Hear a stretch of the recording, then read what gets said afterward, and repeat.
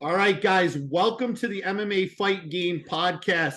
I am super excited to have this rising Northeast prospect, Joe Skeletor Giannetti, who is a lightweight fighter. He has a massive title fight on September 23rd at Cage Titans Fighting Championship in Plymouth, Massachusetts. He is fighting Michael Dolfort out of Canada, kind of like a USA versus Canada kind of theme. I was actually going to cancel this interview. I'm from Buffalo, New York, and this guy comes on my podcast thinking he's all tough, wearing a New England Patriots shirt, which is absolutely not good. Joe, thanks for joining us. How are you? Anytime. I'm doing good. It's rest day, so it's always fun being able to finally do nothing for an entire day. Yeah, I bet you go 6 days a week. Yeah, Yeah, it's but you hard. should Sometimes seven. It's hard. now. Do you should be turning down your camp right now, or is that next week? Because you're about 2 weeks out, right? Yep, next week. So this week, well, actually, I'll try and push it as hard as I can this week, and then next week will all just be about water manipulation and getting the weight down. Yeah, absolutely. So, talk to me about that playoff game in Buffalo a few years ago. Who won that game? uh Next question. Next question. See, I'll be man enough to say you guys whooped our ass for like the last 20 years. So you got to accept the pot shots wearing a Patriot shirt on my podcast. No, it's all good. It's all good. So you have a massive fight. Obviously, you were on the Ultimate Fighter. You made it to the finals. You were part of Cormier versus Miocic that season. It's been about 5 years since you're at the UFC, kind of working your way back up. Do you see this fight as the call that you get after?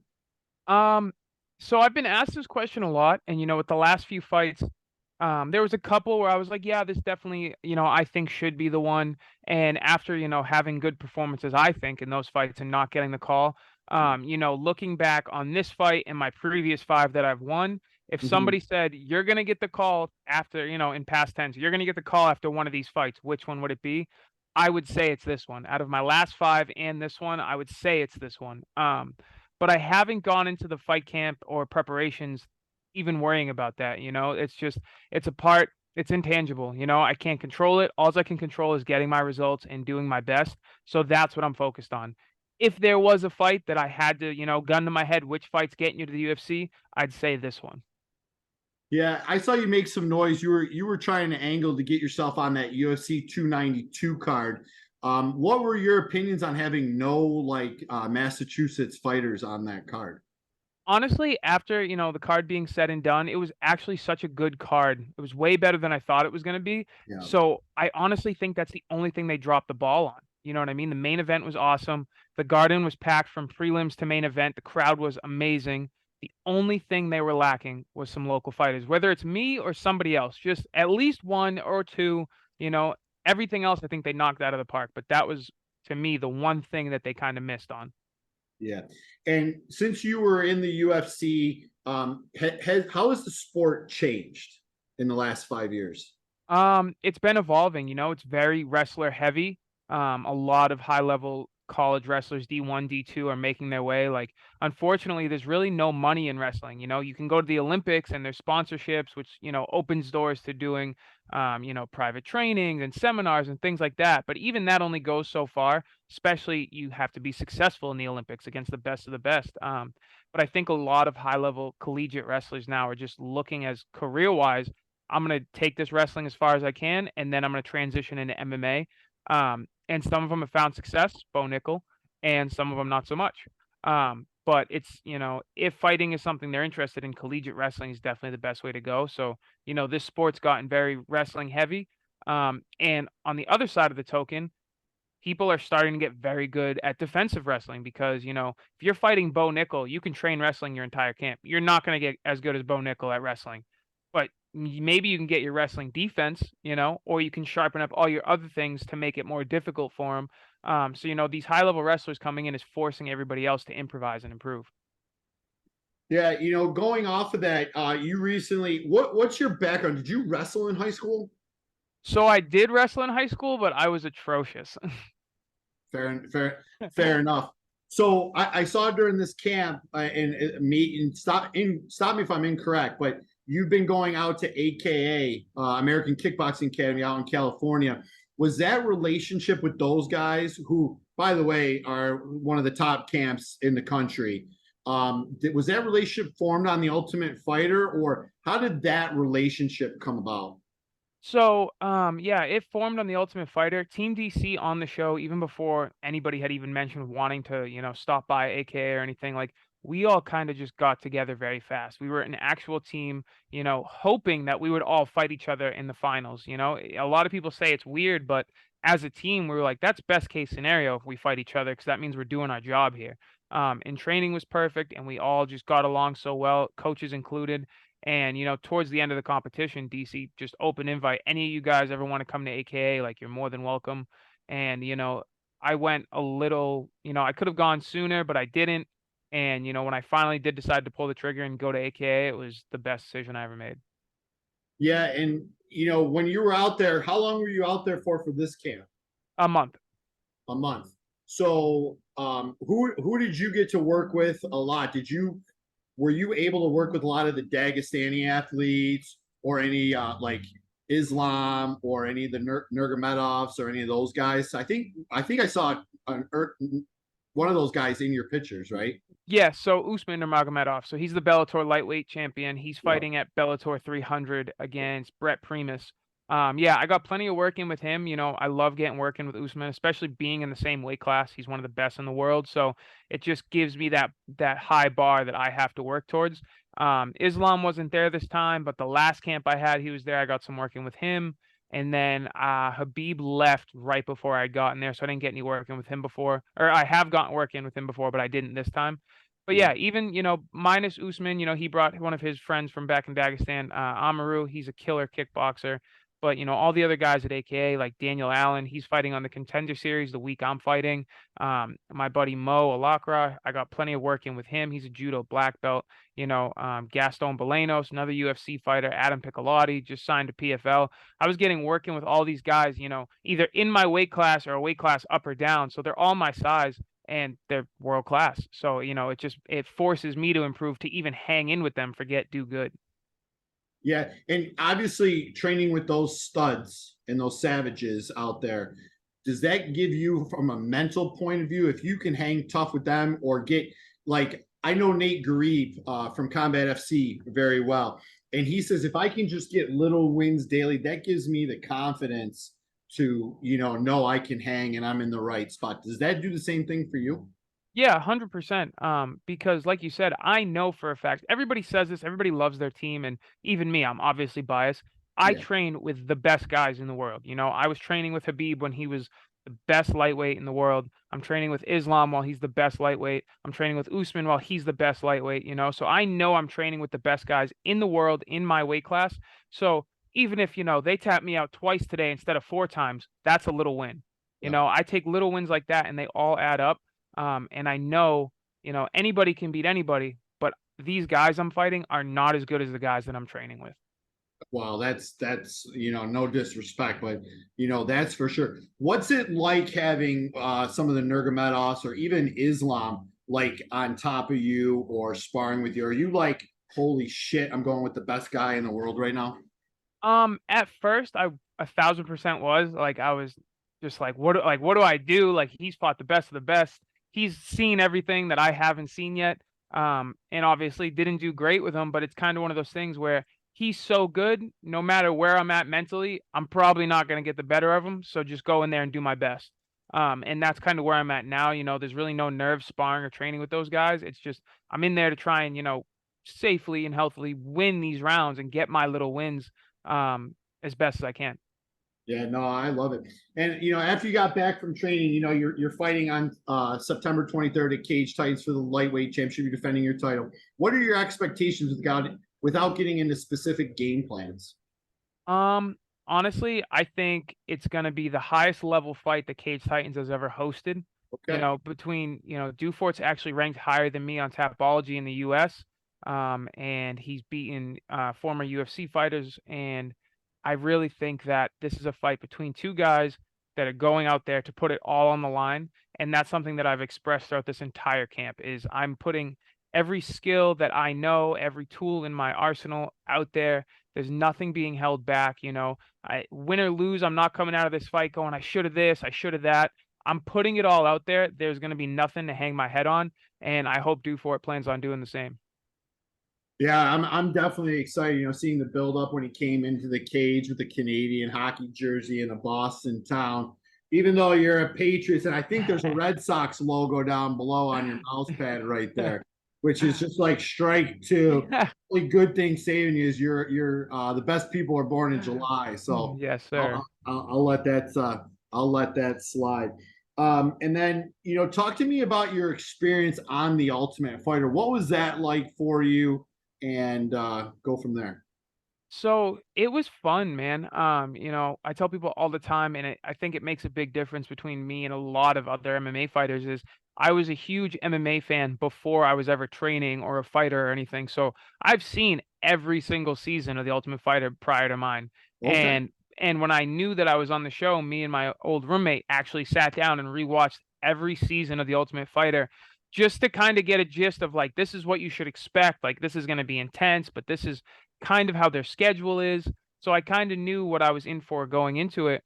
And then getting out there and having a coach like DC and, Cain Velasquez was out there and Javier Mendez, Sendo Sanchez, having world-class coaches was one awesome, but the training regimen we were on and the way that the show is and how you live in the house, it's a fighter's dream. You see all these seasons of guys crying. I miss my friends, my girlfriend, all this stuff. And yeah, you miss them, but as a fighter, take everything else out of your life. As a fighter, it's heaven. You don't have to go grocery shopping. You don't have to do anything. Like all you do is wake up, eat, train, eat, sleep, and do it all over again. And I've tried to emulate that since I've come home and trying to simplify my life so that I can focus on fighting. Yeah. And after this fight on September 23rd, I know we touched base on it. What would be next in a perfect world for you? The UFC calls and says, "Hey, we probably should have done this sooner, but we want to sign you and we're looking to get you to fight on this card in a month or a month and a half." Yeah. Would you be opposed to a short notice fight at UFC 295? Absolutely not. I would take, if they called like, "We need you at 295," I was like, "All right, I'll see you there." Yeah. And then obviously, we talked offline about last night. Talk to me about your opinion on the main event with Israel Adesanya and Sean Strickland. Do you think something, as a fighter, a high-level fighter, mind you, do you think something was wrong with Israel and that's why his performance looked off? I don't know if there was anything wrong with him, but I think he might have been off put by the way that Strickland kind of is. And it's funny, I was talking to one of my friends about this morning. It's one of those things with, whether you love or hate, it's like Colby Covington. A lot of people hate him, and me personally, I'm not like his number one fan. I don't really hate the guy, but that's not important. The amount of people that hate him, you can hate him. That's your free right, but you can't discredit his abilities to fight. And I think a lot of people do that. And there's this huge thing about Colby's not good at fighting and all this. Colby is a world-class championship caliber fighter. And I think it was kind of the same thing with Strickland, minus not the Adesanya fight, but the fight right before that. He wasn't really finishing guys. It was very just jab, jab, walking around, getting all these decisions. And then all the outlandish stuff that he says on the mic, I think everybody's like, this guy's a joke. And then seeing him carry that in a fight week face to face, I think Adesanya might have been a little bit thrown off by that. And obviously getting in there, there's something that Strickland has that you can't see, you just feel. And for me, I think it's just his boxing is so basic. Like it's not flashy. It was just basic pressure, straight punches, locking down Izzy's offense and keeping him on his heels. And I think that it was very systematic and I was super impressed. But I think because he's such an odd guy, I think that might have had a big part to play with why Izzy was a little off. Yeah, that's actually a really great assessment on that. Strickland in his post-fight press conference, I'm kind of paraphrasing. He goes, "Yeah, I'm paraphrasing, but he said, I'm a big douchebag, but people forget I can fight." Exactly. And people get so caught up in the pre-fight hype and interviews and all that stuff. At the end of the day, these guys are going to get locked in the cage and they're going to fight, He could go on the mic and say, yeah, I'm not really that good at fighting, and then go out there and beat somebody. Like, the words aren't getting people wins. It's what they're doing in the cage, and people forget that. Yeah, no, it's crazy. And obviously, there's a big fight this weekend at Noche UFC between Grasso and Valentina. You got Jack Della Matta, Kevin Holland. Who do you have in those fights? So everything in me says that Valentina gets her belt back, but after this EA Sports UFC game cover curse, I'm thinking that she's gonna lose. Okay. Like, just because everybody that gets put on the EA cover ends up losing their next fight, and the streak has continued. But realistically, I would think Valentina, but the curse has me thinking Grasso. And the Madalena Holland fight intrigues me because Madalena is an up-and-comer. He looks really good in all of his fights. His striking is elite. But I'm going to lean towards Holland. I've never really seen Holland get beat up too badly, minus like the Wonder Boy fight, but he's, one of a kind. And he's got a black belt. He's got that ground game to threaten people with. And normally I would give a little bit of an edge to the up-and-comer, but I like them both. I'd probably go with Holland. Yeah, and don't forget Chimaev starched Holland too. That is true. He did put him down quick, but that dude's an animal. Yeah. So before I let you go, what's the bet for the season series with the Patriots and the Bills? We got to do something. You guys aren't getting a single game this year. What's the bet? What's the bet? Like, you got to, unless it's a sponsor thing. I think at your next weigh-in, you have to wear a Buffalo Bills shirt in Boston, mind you. And then what I'll do is I do in-ring stuff for a local promotion, like amateur here. I'll wear Patriots. But here's the thing. I'll provide you with the Bills shirt. You provide me with the Patriots shirt. Yeah, I could do that. So, and then the tie break, if they split 1-1, are we going points? Is that we could do points. Is that the points? That's the bet? Yep. I'm in. All right, you're not going to get in any trouble wearing that Buffalo Bills shirt. I probably will, but I'll explain it. Or what you can do. Well, hey, I'm giving Cage Titans free press. So, like, they're not paying me. So, or what you do is you wear your shirt out and then you take it off and you got a Buffalo Bills shirt. That's the game. That's the plan, bro. That's the plan. But you guys have whooped our ass for the last 20 years. We got to take a little grief. But you guys had the greatest of all time quarterback. I can't discredit anything. What do you think of the Bills signing Damian Harris? Insane. Are you a little upset? A little bit. But I've got my fingers crossed that we can get Mike Evans from the Buccaneers.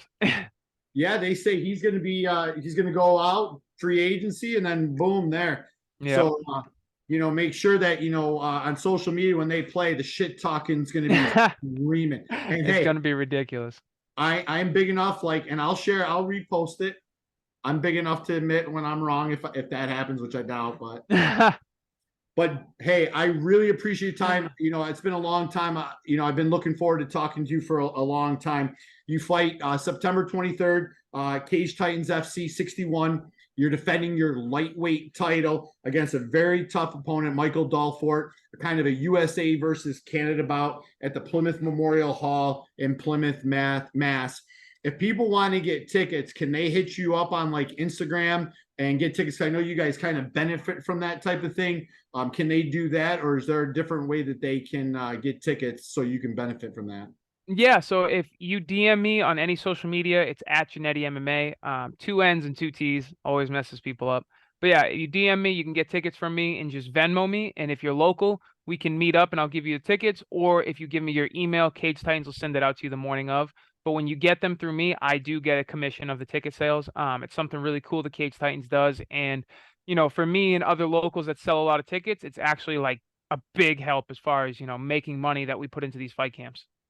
Yeah, I love it. And, speaking of, money going into fight camps, is there any other sponsors you want to thank for, helping out? Because obviously, sponsors are a big part of it. And I've kind of gotten on this kick of telling people that are fans of mixed martial arts, these sponsors that sponsor your fighters that you like, you need to support them because they are putting their investment in these fighters. And if you like these fighters, the least you can do is support the sponsors that sponsor them.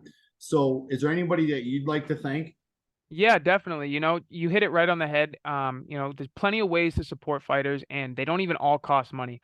Liking, commenting, and sharing posts on social media, you know, the way all these algorithms work, the more that you do that, just liking a post, just commenting on a post, even if you don't want to share it, just doing those two things promotes these posts to the top of that social media. More people see it, and then maybe somebody that will sponsor them or share it sees it, and now we've got a new sponsor. Buying tickets from us, at least at Cage Titans, we get a commission. Buying T-shirts or whatever merch a fighter has obviously helps as well. Yeah. And you know, I'm lucky to have the sponsors that I have: Two Fight Bros, Verita Builders, Pear Tree Property Services, Hane Reels, you know, local Uncle Charlie's Finer Diner. You know, all these places are the reasons that I get to go to such an amazing gym like AKA. You know, the two most expensive states in the country are California and Massachusetts. I train in one and live in the other. So, you know, these camps are so expensive, and, you know, you could see it in my last few fights. It's always worth it. I do my best to make it worth it for my sponsors. And I appreciate all you guys that help out. Yeah, that's awesome. Well, Joe Skeletor, Giannetti, I truly appreciate time. Nothing but respect. Go Bills this season. Hold on. Appreciate it.